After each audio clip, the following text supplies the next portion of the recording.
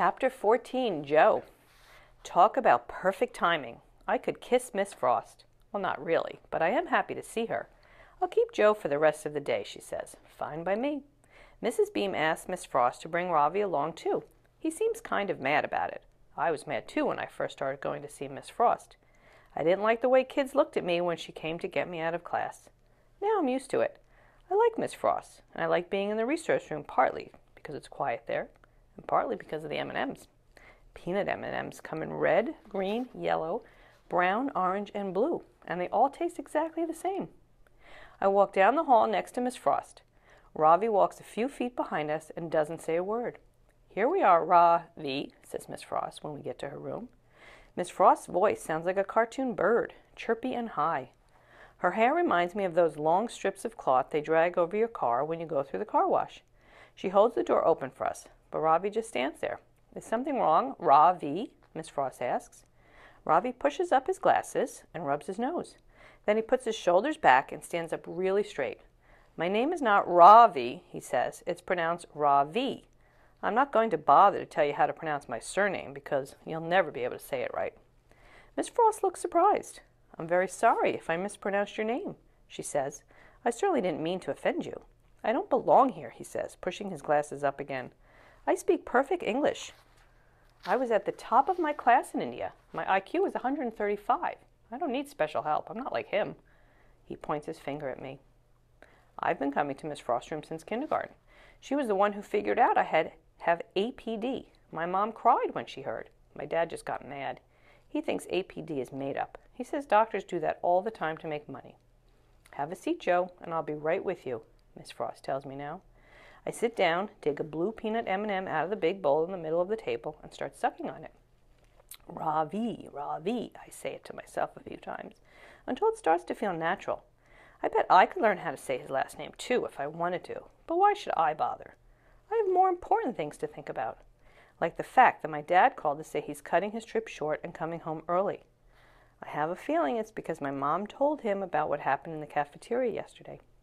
Miss Frost takes Ravi over to the other side of the room to the listening lab. He sits down and puts on a pair of headphones. But his legs are jiggling around under the table, and I can tell he's still mad. For a minute I thought maybe we could be friends, but now I know that's not ever going to happen. Whatever. After Miss Frost gets Ravi set up in the listening lab, she comes over and sits down beside me. Are you okay, Joe? She asks. I shrug and dig another blue peanut M&M out of the bowl. Blues are my favorite. Ravi was upset, she says. He's a long way from home and still adjusting. I'm sure he didn't mean to hurt your feelings. He didn't, I tell her. Everybody thinks I'm dumb. I'm used to it. Miss Frost looks sad. Did you know your mom stopped by to see me on her way to work this morning, Joe? She asks. I shake my head. Why can't my mother keep her nose out of my business? Can we talk about something else, please? I say. Like what? I ask Miss Frost. I try to think of something that has nothing to do with my mom or her new job. Did you know that if you suck on a peanut M&M long enough, and you're careful not to bite down, you can actually feel each of the layers dissolving in your mouth? Miss Frost smiles. Go on, she tells me. Most people probably think there are only 3 layers in a peanut M&M, but it's not true. There are 4. The first one is the hard-colored part on the outside. Next, there's a thin white layer. That's the part most people don't know about. Then comes the chocolate, and when that's gone, if you've done it right, you end up with a nice, smooth peanut sitting on the end of your tongue. Miss Frost is still smiling. That's a very interesting observation, Joe, she says. It's also a sequence. Sequences are something Miss Frost and I have worked on a lot together. She says if I can think about things in order, first, next, then, and finally, it will help my brain stay organized. Pick your distractors, Miss Frost tells me. I get up and go over to a shelf filled with things like kitchen timers, wind-up toys, and music boxes. I choose an old Mickey Mouse alarm clock and a battery-operated snow globe with a Santa Claus wearing a Hawaiian shirt inside. As I carry them back to the table, I catch a whiff of something spicy. It must be Ravi's lunch. Ready? Miss Frost asks me. The alarm clock is ticking loudly. I set the snow globe on the table beside it and turn it on. A blizzard of glittering white snowflakes swirls around the plastic Santa Claus. Ready, I say. She hands me a copy of Sports Illustrated. First, find a page with no pictures on it. Next, circle all the words that begin with the letter T, she tells me. Then, copy the T words out on a piece of paper. And finally, fold the paper in half and bring it to me. Got it? Tick, tick, tick. I tell my brain to ignore the sound of the clock and the swirling flakes in the snow globe and focus on what Miss Frost just said. Find a page with no pictures. Circle the words that begin with T, I say, repeating the instructions. Then what, she says. She asks. The Santa in the snow globe is holding a sign that says, Hollywood, here I come. That gets me thinking about Evan and Ethan. I wonder how they're doing in California. That gets me thinking about the part in Bud, not Buddy, where Bud tries to sneak onto a train with his best friend Bugs, only he ends up getting left behind with some girl named Deeza who wants to kiss him. I don't know what I'd do if some girl tried to kiss me. Probably bite her. Then what? Miss Frost asks again. Crud. I totally lost my train of thought. I hate when that happens. Focus, Joe, Miss Frost tells me. Tick, tick, tick. I close my eyes and try hard to remember the rest of the instructions she gave me a minute ago. Copy all the T words out and write them on a piece of paper. Fold it in half and give it to you. Way to go, Joe, Miss Frost says, putting her hand up to give me a high five. Miss Frost doesn't know that high fives are corny. I look over at Ravi to see if he's watching, but luckily he's busy looking at the dictionary. He asks again if he can go back to class, and this time Miss Frost goes over to talk to him. I can't hear what they're saying, but I guess she gives in and decides to let him go because he shoves his stuff in his backpack real fast and heads straight for the door. Fine by me. Miss Frost offers Ravi an M&M from the candy bowl, and even though there are plenty of other colors, wouldn't you know it, he reaches in and takes a blue one. What really ticks me off is that it's a double, 2 M&Ms stuck together. Those are rare. He doesn't say goodbye. He doesn't eat the M&M either. He just puts it in his pocket and heads for the door. Something's different about him. He's not mad anymore. He seems more sad. Not that I care how he feels. I'm glad he's leaving. Joe, says Miss Frost, I'll be back in a minute. Then we can get lunch. As soon as she's gone, I put down my pencil and dump the whole bowl of M&Ms out on the table. I go through them one by one looking for doubles, but there aren't any more. Doubles are rare, especially blue ones. I'm kicking myself. How could I have missed that? Chapter 15, Ravi. The eyes are windows to the world, Amma always says. When I was little, she would look into my eyes and tell me they were bright and sparkling, like my mind. That was before Dr. Batcher discovered that I could hardly see.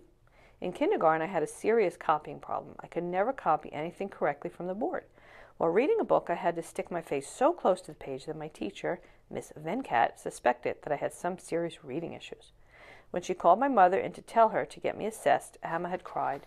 She couldn't stand that they were questioning my intelligence. It was Dr. Batcher who figured out that the problem was with my eyesight. Now I wear glasses. The power of my lenses is 13, and I can see the world clearly. Miss Frost gives me a book called Fun with Phonics and tells me to read along with a recording of the first story. There is a picture of letters dressed up in funny clothes on the cover. This is ridiculous. Does she think I'm a baby? I pretend to be listening to the story, but instead I turn down the volume and shift the headphones away from my ears so that I can hear what Miss Frost and Bigfoot are saying. He is talking to her about candy. I hear footsteps and people laughing out in the corridor. I recognize Dylan's voice. Last one in line gets a wedgie, he shouts. Why must I be stuck in here listening to baby stories when I could be racing off to eat lunch with my new friend Dylan Samreen? I pull off the headphones and stand up.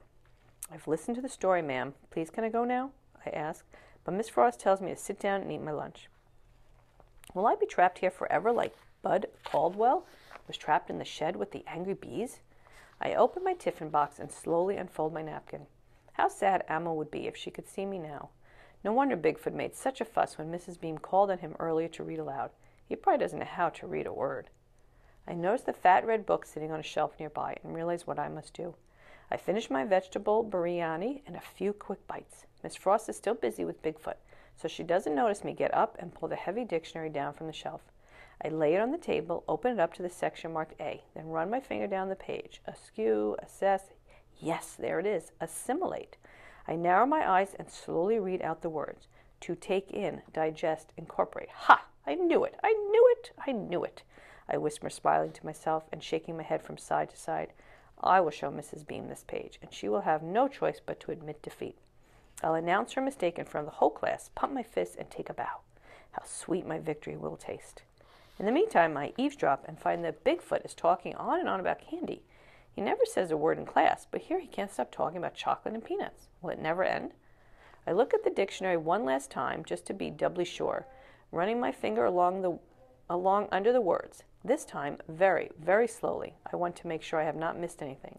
Take in, digest, incorporate. I bend my head closer. There is something else. To integrate, to fit in. My finger freezes.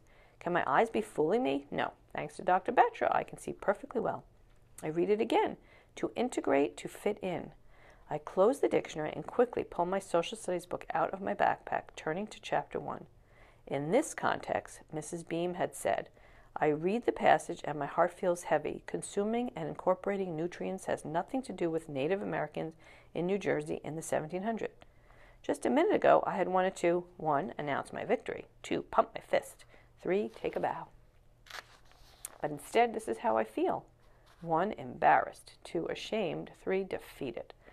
Miss Frost comes and sits down next to me. I'm sorry to keep you waiting, she says. I know that you're eager to get back to class, but I thought it might be a good idea for us to have a little chat. What is there to talk about? The taste of victory is gone. All I want is to dig a deep hole and hide my head in it forever. I'm here to help you in any way I can, says Miss Frost. We have lots of ESL materials here in the resource room. ESL, I say? English as a second language, she explains. Mrs. Beam mentioned that she and some of the children have been having difficulty understanding you because of your accent. I hang my head. English is not my second language. It is my first. My English is much better than my Tamil. Mop Top doesn't even know me, and now she is criticizing the way I speak. I can only imagine how difficult this must be for you, she tells me. A new school in a new country. Maybe it would help to speak with Mr. Garfinkel, our guidance counselor. He's very easy to talk to. I feel like I am suffocating. Now I'm in need of some kind of counseling, too. Please, I whisper, can I just go back to my classroom? Of course, she says, and pats my hand. Mrs. Beam should be back in her classroom by now. I'm sure she won't mind if you sit quietly and read until the others come back from lunch. I nod my head, grateful that my torture is finally coming to an end. Then I quickly stuff my tiffin box and social studies book back in my backpack before Miss Frost can change her mind about letting me go. Bigfoot is looking at a magazine and doesn't even look up as I walk past. Would you like an M&M for the road? Miss Frost asked me, holding out a big bowl full of colored candies. Amma doesn't like me to eat sweets, but I don't want to be rude, so I take a candy, a blue one, and I put it in my pocket as I prepare myself for the long walk back. Miss Frost and I walk down the corridor together. When we reach room 506, she turns to me. How about we meet again next week, she says, once you've had a bit more time to settle in. I reach to open the door, but Miss Frost puts her hand on my shoulder. Before you go, can I tell you something? I think you've assumed something about Joe that isn't true. You and he could easily be friends. I shake my head no. Why should I be his friend after what he did to me? This morning in class he tripped me on purpose with his foot and nearly broke my glasses, I say. That doesn't sound like Joe, I know. That doesn't sound like the Joe I know, says Miss Frost. Dylan saw him do it, I tell her. He told me. Miss Frost bites her lip, then says, I wasn't there, but if he tripped you, he owes you an apology. And you owe him an apology as well for implying that he might not be as smart as you are. Just because Joe needs help doesn't mean he isn't bright. You shouldn't assume things about a person before you know who they really are. People are making assumptions about me, too, I point out. They think I can't speak English or do math, but that's not true. Miss Frost nods her head. You see, she says, assumptions are often wrong. She tells me to remember that.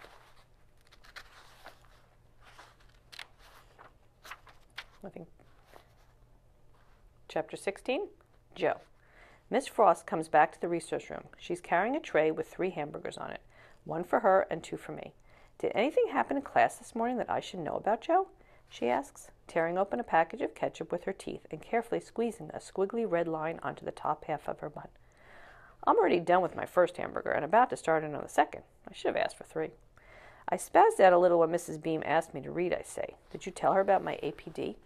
Miss Frost nods. I reach for a carton of chocolate milk and try to open the spout, but the paper keeps ripping. Miss Frost takes it from me and uses her fingernail to pull open the milk. Then she hands it back. I was wondering if anything happened with Ravi in class this morning, she says. It's Ravi, I say. And Dylan tripped him right after he did some crazy-looking math problem on the board. Is that what you mean? He seems to think that you were the one who tripped him. I shake my head. I guess maybe he's not as smart as he thinks he is, I say. After school gets out, my mom is sitting in the car waiting for me. We go through the same routine as the day before. She tries to convince me to let her give me a ride home, and I tell her I'd rather walk. I walk to school in the morning, too.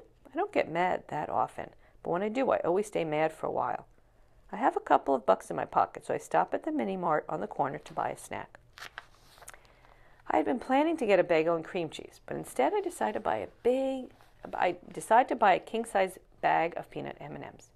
Ever since I saw Ravi take that double blue one out of the bowl, it's been bugging me that I didn't find it first. I pay for the M&Ms and rip open the pack. Out of 22, there are 5 blues, but no doubles. I eat them slowly, sucking off the layers, trying to make them last the whole way home. When I finally walk in the door, Mimi comes running. She rolls over on her back, and I give her a good belly scratch. Mom's out in the kitchen, and from the smell of things, I'm pretty sure she's making pork roast and scalloped potatoes. It's going to be hard to stay mad at her if she keeps this up. Joey, Mom calls. Is that you? Yeah, I call back. She comes out of the kitchen, drying her hands on a dish towel. Hungry? She asks. My head tells me to go upstairs, but my stomach tells me where there's pork roast and scalloped potatoes, there might be apple crisp too. I'm starving, I say. Dinner won't be ready for another hour, but I just took a crisp out of the oven. You want some? Boy, do I. But between last night with the meatloaf and now this, I don't want her to think I'm a pushover. I'm still mad at you, I tell her. I know, she says. I follow her out into the kitchen where she dishes up a big bowl of warm apple crisp. Ice cream, she asks. I nod.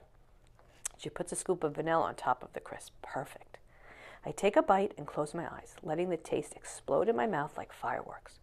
Are you ever going to forgive me, she asks. Eventually, I tell her. She gets busy washing lettuce. I'm glad she doesn't ask me about my day. I keep thinking about what Ravi said, and the way he pointed his finger at me. Even apple crisp can't take the edge off that. More? Asks Mom. No, thanks, I say, handing her the empty bowl. I'm good. Wednesday, chili. Chapter 17. Ravi. When Amma comes in to wake me, she has red chilies and salt in her hands. Sit still, Ravi, she says. I'm going to take away the Khan Drishti, the curse of the evil eye. Even though I haven't said a word to her about how badly things have been going for me at Albert Einstein Elementary School, somehow my mother has figured it out. The Khan Drishti is what's causing your problems, Raja. I'm sure of it, she tells me. I tried to hide my feelings yesterday when I returned home from school.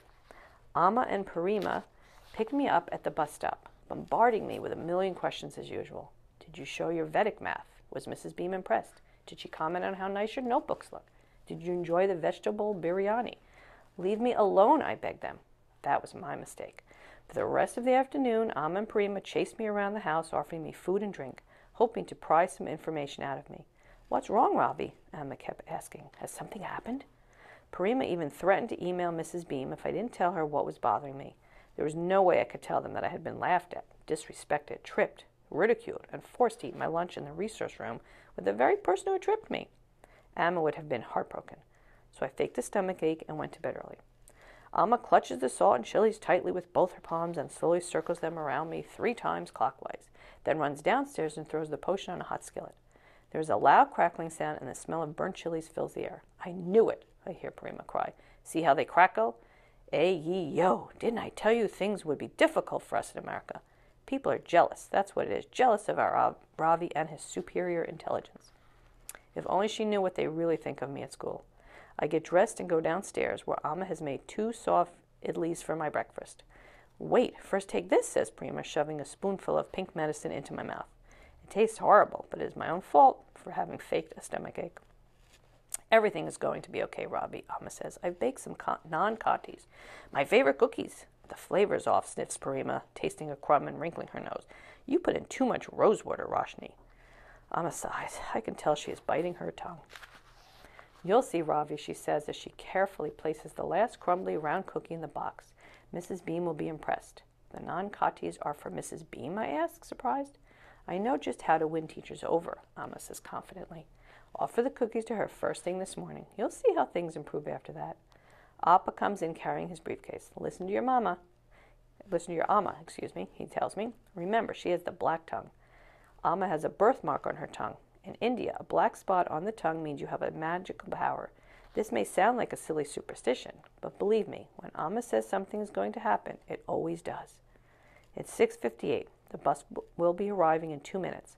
Amma puts on her favorite blue sweater, picks up her sari plaits, hoists them just above her ankles, and tucks them in at her waist. Slipping her bare feet into a pair of rubber sandals, she rushes towards the door, but Appa stops her. Let him go by himself, Roshni, he says. He's 10 years old. Paripa is sitting on the sofa, dipping his biscuit in his morning tea. Parima hands me my tiffin box and my jacket. Don't forget to tell Mrs. Beam the non-katis are homemade, my mother calls after me. And remember to eat your lunch. I made a nice curry with okra and chickpeas, raita, and a flask of buttermilk too. Good for your digestion. 2 boys from my class are sitting in the front row of seats on the bus. One of them is Keith Campbell, and the other is named Tim or Jim. I'm not sure which. They nod to me, and I nod back. I wish that Dylan Samrain rode on my bus. Pramod and I used to ride together and crack jokes the whole way to school. I find a seat near the back of the bus and sit down, carefully balancing the box of cookies on my lap. All the way to school, I stare out of the window, wondering if my mother can be right. Will the Khan Drishti healing and the homemade non-katis help to turn things around for me? When we arrive at Albert Einstein Elementary School, I look up at the American flag flying on top of the silver pole. I think about my own flag with its blue spinning wheel at the center. Each of the 24 spokes represents a virtue. Mrs. Arun had a list of them written on her wall, and she made us memorize them in order. I think about number 2 on the list, courage, number 13, righteousness, and number 14, justice. Be proud of who you are. I hear Parima's voice say in my head, remember where you come from. I take a deep breath, straighten my back, and step off the bus. Bigfoot is standing near the door when I reach room 506. As I walk past him, I keep my eyes on his giant shoes. I will not allow him the pleasure of tripping me again. When I present Mrs. Bean with the cookies, she smiles. In fact, she beams. Ha! How sweet, she tells us. Amma's black tongue was right. Thanks to the non-katis, I have won over Mrs. Beam. Even her eyebrows seem friendlier today. We'll begin our morning with silent reading, she tells the class. Following that, you'll go to gym. Things are looking brighter for me already.